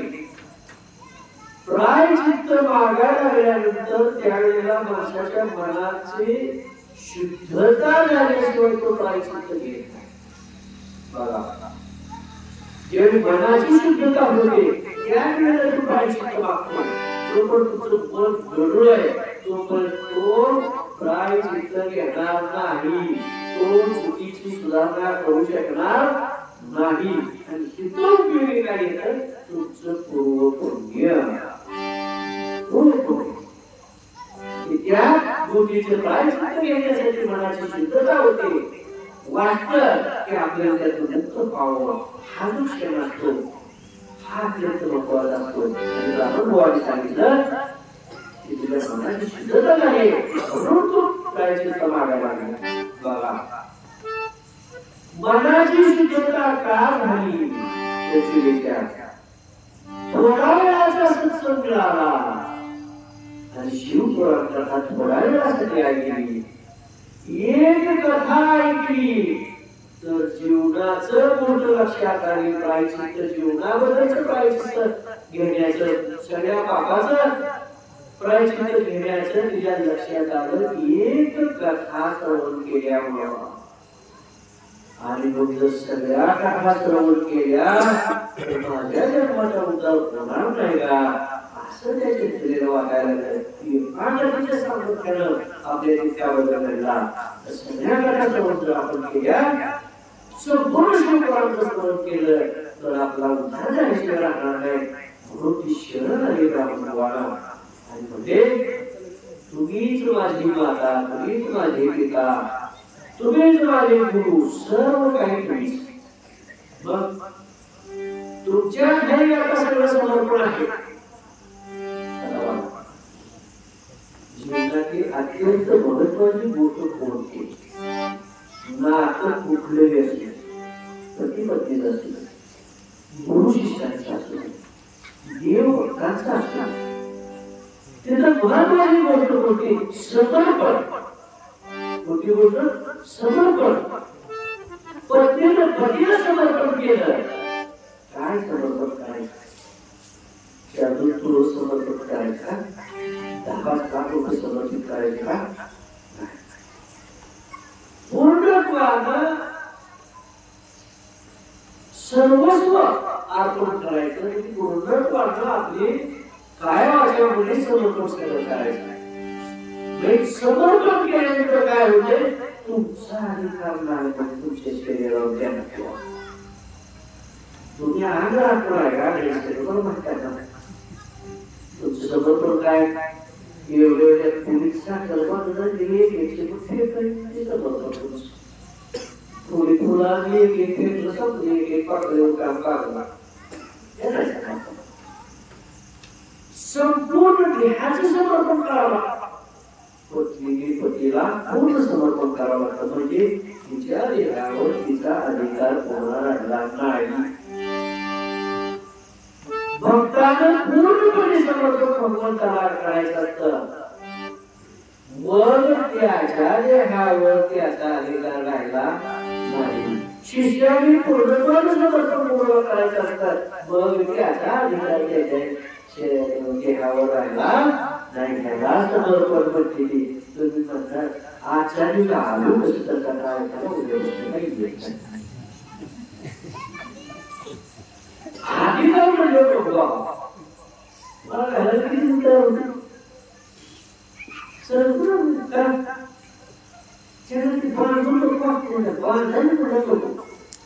असं जाऊन सोडून मोकळा सोडून दिला नाही. कुणीतरी पळायला कुणीतरी त्याला बरं स्वयंचा महत्वाचा नाही. काय उपयोग प्रत्येक गोष्टीला पर्याय आहे. आणि मग ब्राह्मण आनंद झाला. चिंचोलीमध्ये खरा एका तुला एवढं पाहिजे चिंताचं संपवा असं तुला वाटायला लागलं पाहिजे ते खावा वाटायला लागलं तर त्याच्यासाठी सगळं शिवपुराण ऐकले तुला तयारी करायला लागेल. आणि त्या गोष्टीतून तुला उदाहरण देऊन सांगितलं. आता मी सगळं शिवपुराण तुला ऐकायला लागेल म्हणजे मनाची तयारी केली. संपूर्ण शिवपुराण त्याला ब्राह्मण बुवांनी चिंचोलीला त्या ठिकाणी सांगितली. दररोज ते ऐकत बसायची. त्या कथा चालत राहायच्या. संपूर्ण त्या ठिकाणी शिवपुराण कथा ऐकल्यानंतर तिला आता जसं ते शिवपुराण कथा ऐकायला सुरुवात झाली पुण्य वाढायला लागली. पुण्य वृद्धी वाढायला लागली. पुण्य वाढायला लागल्यानंतर पुढे काय पाप रूपी कावळे घेऊन जातात. आपली शरीराचे पाप आहे ना ते कावळ्याच्या रूपानं बाहेर पाडला. एक कावळा हातात गेला. अनंत कावळे आपल्याला आहे पाप आणि ते कावळ्याचे खायला गेला लागतात. आणि मग सगळे कावळे निघून गेले पाप रूपी. तसे पूर्णपणे देहाची स्थिती झाली. सगळं पाप संपलं. चिंचोलीचं पुण्यवृत्ती झाली. आणि सगळं पुण्य मिळाल्यानंतर त्या ठिकाणी कृपेला पात्र झाली. भगवंताच्या दिव्य असं विमान तिला शिवदूताचं त्या ठिकाणी घ्यायला आलं. आणि चिंचोलीला दिव्य असे विमानामध्ये बसवून त्या ठिकाणी शिवदूताने घेतलेला आहे. शिवदूताच्या पार्श्वजागी घेऊन गेलेले कैलासावरती. आणि तिथे गेल्यानंतर शंकर पार्वती असे बसलेले आहेत. आणि त्याच्यामुळे चिंचोलीला त्या ठिकाणी घेऊन त्या ठिकाणी सोडलेला आहे. ती मूर्ती पाहिल्यानंतर भगवान शंकर पार्वतीला पाहिल्यानंतर दिव्य दर्शन झाल्यानंतर चिंचोलीला अत्यधिक आनंद झाला. त्या सुखाला आपण कधीच पात्र होत नाही असं सुख मिळालं की गोष्ट कधीच मिळू शकणार नाही. असं दिव्य दर्शन शंकर पार्वती झाल्यानंतर मनाला अत्यधिक समाधान झालेलं आहे. किती आनंद झालेला आहे. किती आनंद झालेला आहे. त्या आनंदाचं वर्णनच करता येत नाही. इतका आनंद. आणि मग दर्शन घेतलेलं आहे त्या ठिकाणी दोघांची कृपा मिळालेली आहे, आशीर्वाद मिळालेले आहे. आणि भगवान शंकराने पार्वतीला सांगितलं तुझ्या जवळच तिला सेवेसाठी ठेवून घे. आणि मग पार्वतीच्या सेवेसाठी त्या ठिकाणी चंद्राला त्या ठिकाणी सांगितलं आहे. बघा कुठल्या कुठं जागा मिळाली, कुठून प्रवास कुठेपर्यंत आणि कशी जागा मिळाली एवढ्या मोठ्या सेवेची.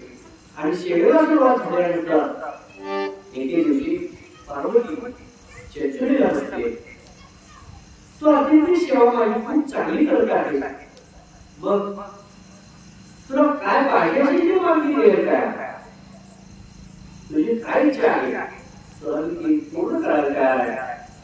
आणि मग आपल्या पतीची आठवण झालेली आहे चंचुलीला, आपल्या पतीची आठवण झालेली आहे. आणि मग त्या संबंधी विचारणार पार्वतीला करू लागलेली आहे चंचला की माझे पती अत्यंत वाईट वागत होते, दुराचारी होते, त्यांच्या हातात खूप मोठी पापे घडलेली आहे, ते व्यभिचार करायचे, शुद्ध अशा स्त्रीबरोबर त्यांनी विवाह केला, अत्यंत मोठी अशी महापापे त्यांच्या हातून घडलेली, लोकांना खूप त्रास दिलेला आहे, धन लुबाडलेला आहे, अनेक प्रकारचे त्यांनी वाईट कृत्य केलेले आहे. आणि आमच्या सामान्य केलेलं नाही, पण मला त्याची आठवण यायला गेले.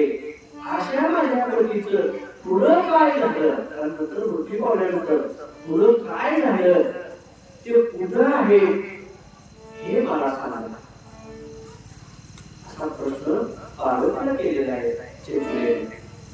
आणि मग अंतर्ज्ञानाने त्या ठिकाणी पाहिल्यानंतर पार्वतीच्या लक्षात आलेले आहे की म्हणजे तुझा नवरा अत्यंत महापापी होता, त्यामुळे त्याला अनेक नरक यातना भोगायला लागले कुठे यमपुरीमध्ये. आता नरक किती प्रकारचे, यमपुरी गेल्यानंतर जी शिक्षा असते ना ते शिक्षेचं स्वरूप म्हणा किंवा विमुक्ती स्थान नरकाचे ते 28 प्रकारचे नरक, 28 प्रकार जसे ते कर्म केलेले असेल तसे त्या नरक यातना दिल्या जातात. आणि मग त्या नरक यातना भोगून सुद्धा अजूनही त्याचं पाप शिल्लक राहिलं होती, म्हणून त्याला काय केलं तपशिक्षा देऊन देऊन सगळा बदलून म्हणजे पुन्हा त्याला पिशाचे करून सोडलेला आहे, तो पिशाचे झालेला आहे. आणि पिशाच्या योगीमध्ये त्या ठिकाणी पर्वतावरती विद्य पर्वतावरती तो पिशाचे गुण भटकत आहे, अशा अवस्थेत तो आहे. ती अवस्था सांगितल्यानंतर वाईट वाटायला लागलेली चिडचिडेला ते म्हणजे असं करायला नको, खूप वाईट झालं. आणि आता हे पिशाची तुम्ही कसं करायचं, काय करायचं. आणि मग तिने विनंती केली आहे पार्वतीला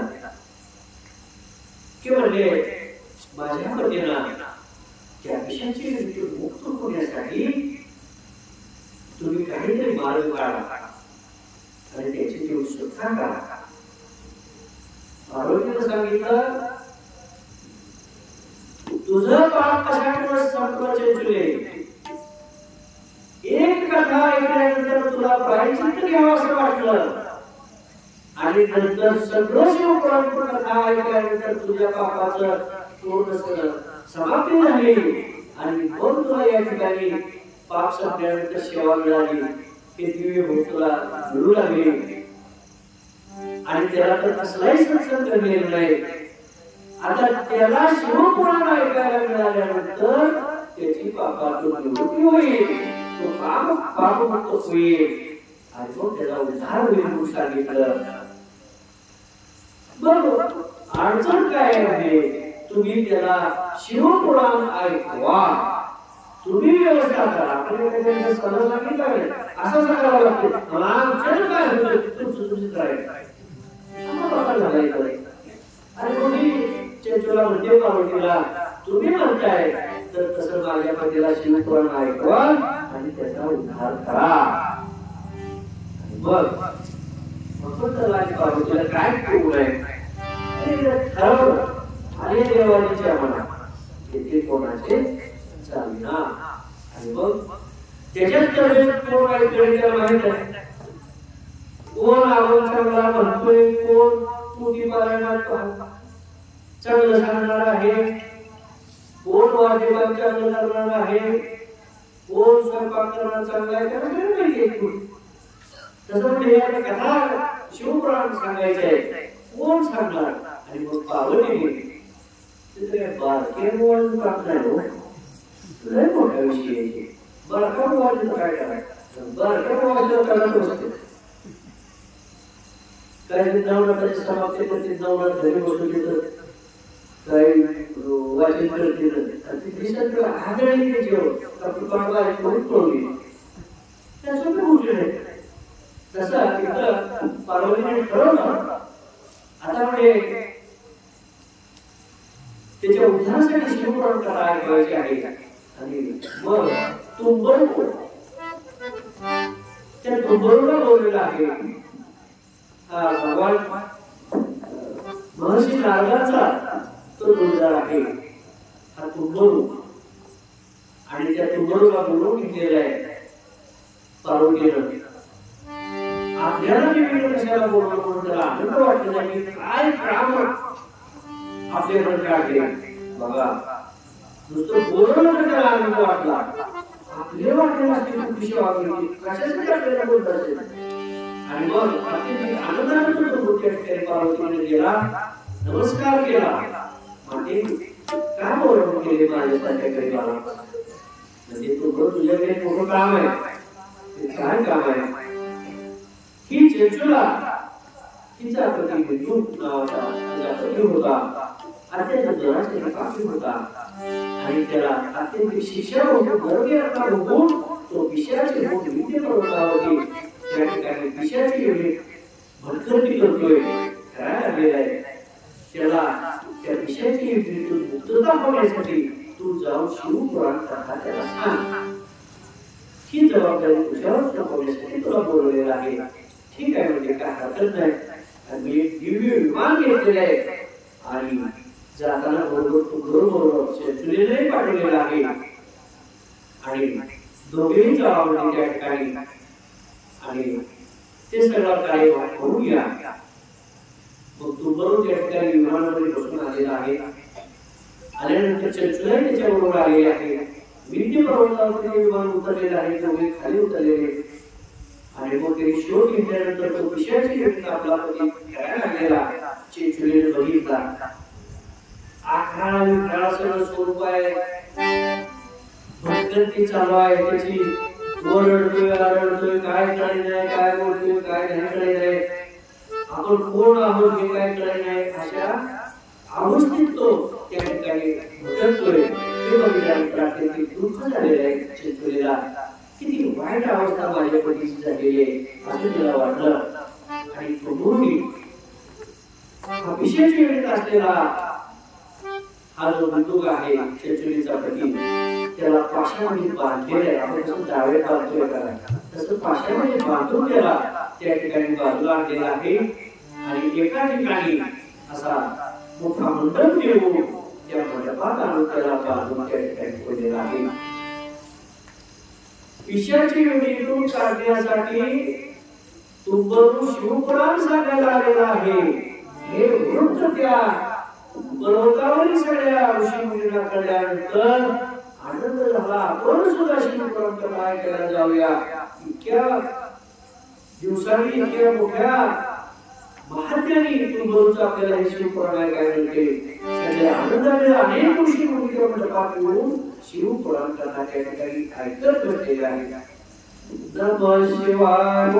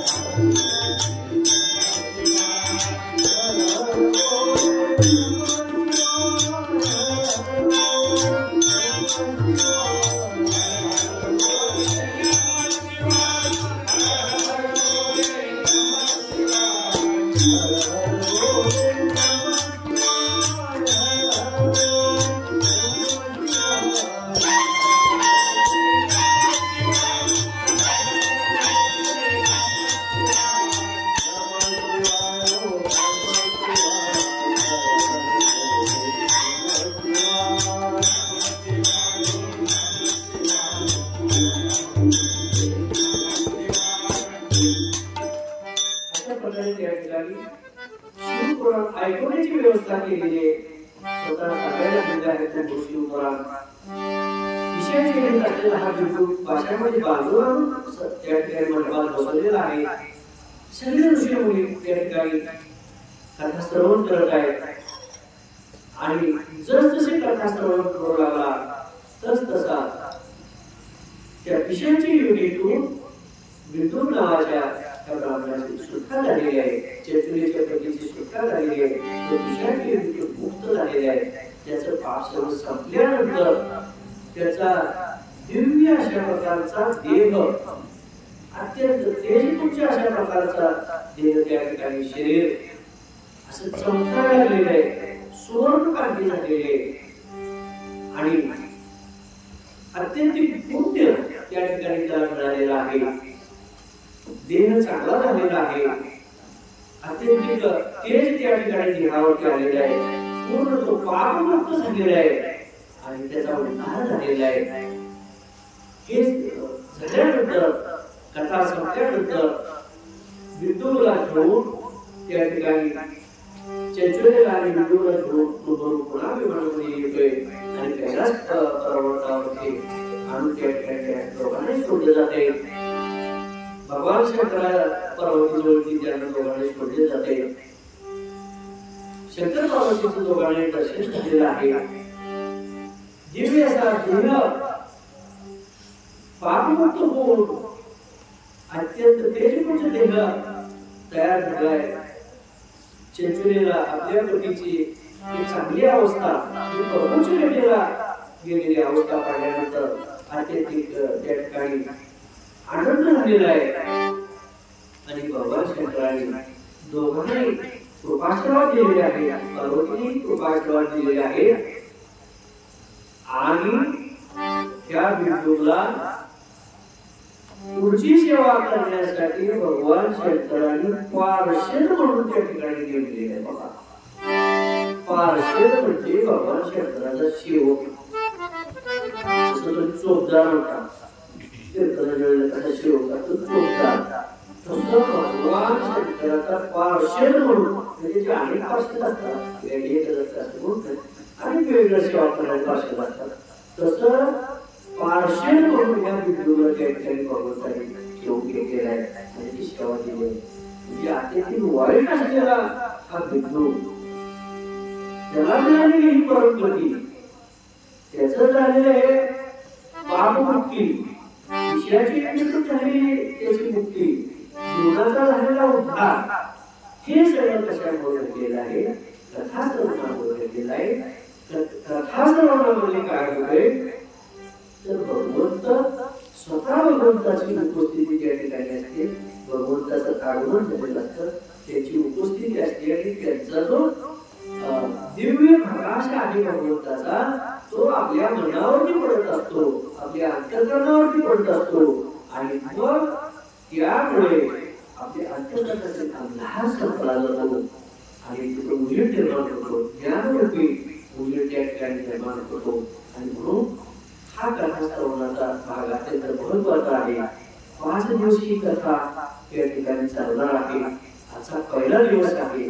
आपण बरोबर 7:30ला सुरुवात करतोय कारण पुढे आपल्याला उशीर होईल म्हणून बरोबर 7:30ला येण्याचा प्रयत्न करत आला.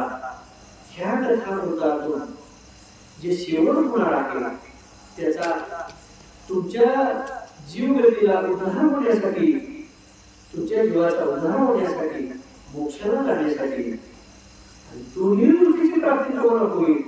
भोग आणि मोक्ष, प्रापंचिक भोगही तुम्हाला मिळतील आणि मोक्षाची प्राप्ती होईल.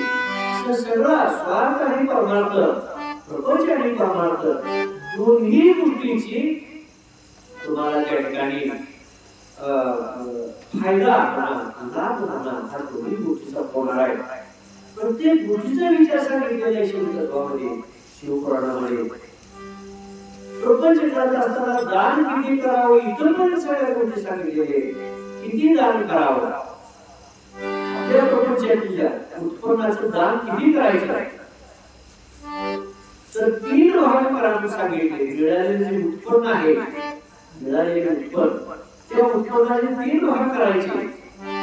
त्याचा एक भाग हा धर्मासाठी अर्पण करायचा. त्याच्यात दान धर्म असेल, काय असेल, सगळे धर्म आहेत. मग बांधकामाला म्हणत असेल, अन्नदानासाठी असेल, कपड्यासाठी असेल, वस्त्रदान असेल, अनेक गोष्टीसाठी असेल. एक भाग कशासाठी मिळालेल्या उत्पन्नातला हा धर्मासाठी म्हणून दान. दुसरा भाग जो आहे तो दुसरा भाग कशासाठी तुमचा प्रपंच वाढ करण्यासाठी, आर्थिक बाजू वाढवण्यासाठी. 2 एकर असतात तर 4 एकर व्हायसाठी तुमची प्रापंचिक स्थिती वाढीसाठी एक भाग ठेवायचा असतो. आणि तिसरा भाग राहिलेला आहे तो तिसरा भाग कुटुंबाच्या पालन पोषणासाठी असतो. मुलाबाळाच्या पालन पोषणासाठी एक भाग. यासाठी 33% 2 भाग केले 34% तर ते भाग असे होतील की एक भाग धर्मासाठी, उत्पन्नाचा एक भाग धर्मासाठी, एक आर्थिक विकास करायसाठी तुमची प्रापंचिक स्थिती, आणि एक मुलाबाळाच्या सांभाळ करण्यासाठी किंवा त्याच्या पालन पोषणासाठी. म्हणजे 9 रुपये जर तुम्हाला नफा मिळाला तर 3 रुपये दान धर्म करायचा, 3 रुपये वाढ करायची प्रपंचात, आणि 3 रुपये मुलाबाळावर खर्चायचे. मोजमाप आहे. त्याच्यानंतर हे सांगितल्यानंतर व्यापार करणाऱ्यांनी किती दान करायचं असतं ते सुद्धा सांगितलं. व्यवसाय व्यापार वगैरे तर ते 6 हिस्सा मिळालेला नफा आहे, नफा व्यवसायातून त्यातला 6 हिस्सा हा दान धर्मासाठी अर्पण करायचा असतो, धर्मासाठी अर्पण करायचा असतो. मग सांगितले 6 म्हणजे 1 रुपया असतं तर 6 पैसे, 1 रुपया मिळालं तर 6 पैसे दान धर्मासाठी. अशा पद्धतीने ते म्हणून सांगितलेलं आहे. त्याच्यानंतर शेती करणाऱ्यांना किती द्यायची. काय लहान नारळ किती मिळालं तर ना सांगणार, त्यातला हिशोब सांगणार, बाकी सर्व सांगणार, सगळ्यांना मोजमाप करणार. ह्याच्याकडे किती आला असेल, त्याच्याकडे किती आला असेल, महाराजाला किती मिळत असेल, पुढारी किती मिळवत असेल, सगळ्यांना मोजमाप करणार. ज्याचं स्वतःला किती मिळते हे सांगणार. शेती करणाऱ्यांना किती दान करायचं असतं 10वा भाग अर्पण करायला सांगितले. 10 पैसे. 1 रुपये किती पैसे 10 पैसे. 1 रुपये 100 रुपये किती रुपये झाले, 100 रुपये 100 10 रुपये झाले. 100 हजार किती झाले 100 लाखाचे किती झाले 1000. 10 लाखाचे 10 लाखाचे किती किती झाले 10 लाखाचे किती झाले. तिथे बसले किती झाले 10 लाखाचे. म्हणजे काय 10,000 किती आपण वर्षी महाराज काय सांगू काय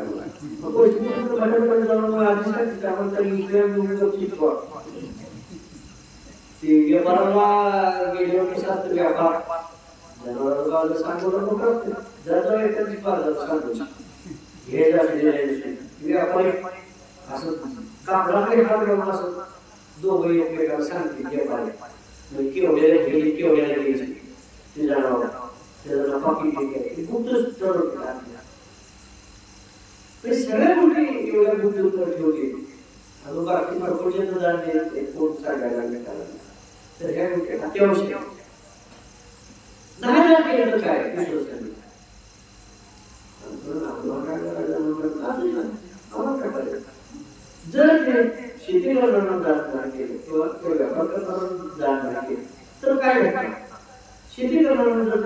मतदान नाही केलं तर लाभ होणार नाही, नुकसानच होणार.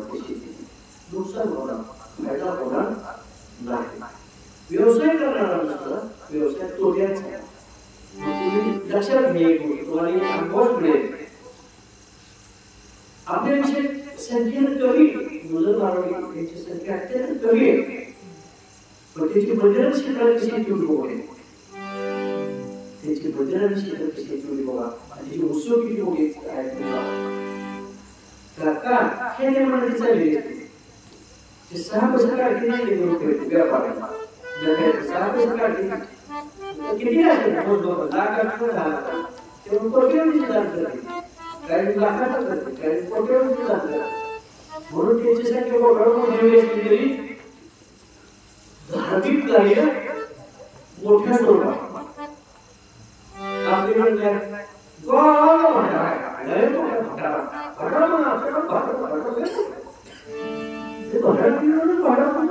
एका पद्धत 2 कोट्याला चिप्ट छटा टोळला किडू टाकला काय हे सगळ्या गोष्टी सांगितलेल्या शिवकारणामध्ये तुम्ही तितके नाटवले जाता तर काय काय दान घालावं केवढं नाही होतं. 1 पैसा होता, 1 पैसा काय काय घालावं हा बोल घ्यायचा. प्रत्येक गोष्ट सांगितलेली त्याचे चिंतन म्हणून करा, तो बोल आत्मसात करा. वेळ झालेली आपली कथा समाप्तीची. कल्पना आरती गौरवाची तुम्हाला महाप्रसाद घ्यायचा आहे.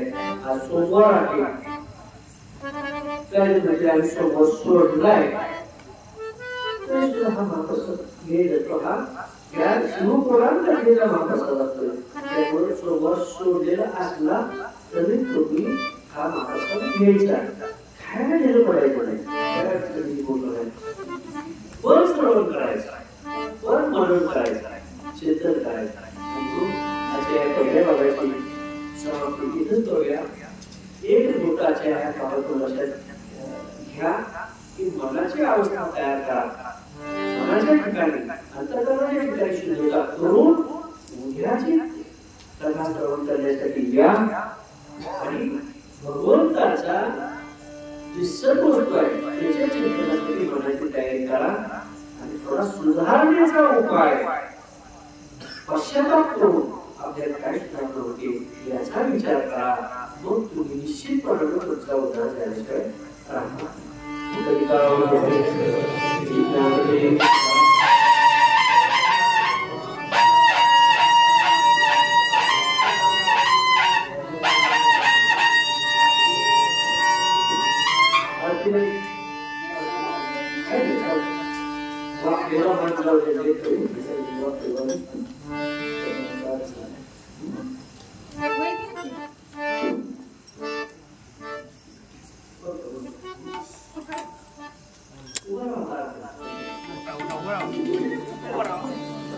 udah